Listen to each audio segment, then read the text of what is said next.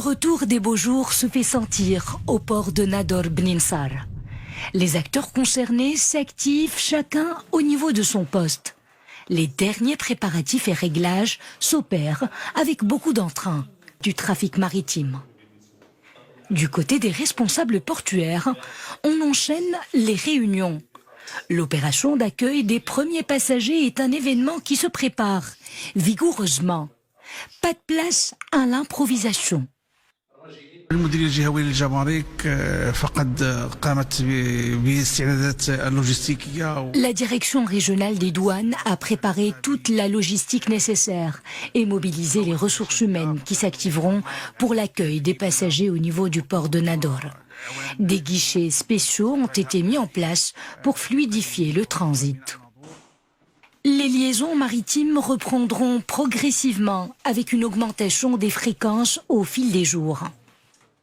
Deux navires de liaison entre le port de Nador et le port d'Almeria. Une liaison par navire 3-4 fois par semaine entre Motril et Nador. Et 2 navires qui vont relier le port de Nador au port de Sète avec deux voyages par semaine. Cette flotte-là qui va augmenter d'ici l'été, Inch'Allah, avec l'opération Marhaba, Inch'Allah.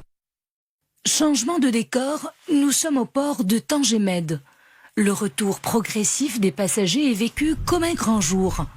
L'enthousiasme se lit sur les visages des opérateurs de voyage et de transport maritime. La crise est aujourd'hui derrière eux. La nouvelle de la réouverture des liaisons maritimes entre le Maroc et l'Espagne a redonné vie aux agences de voyage et aux compagnies de transport maritime.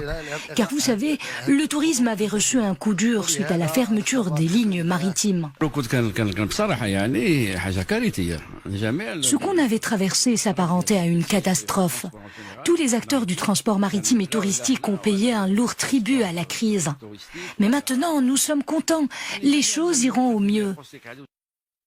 La normalisation de la circulation des personnes et des marchandises est le fruit de la mise en œuvre de la nouvelle feuille de route adoptée par le Maroc et l'Espagne.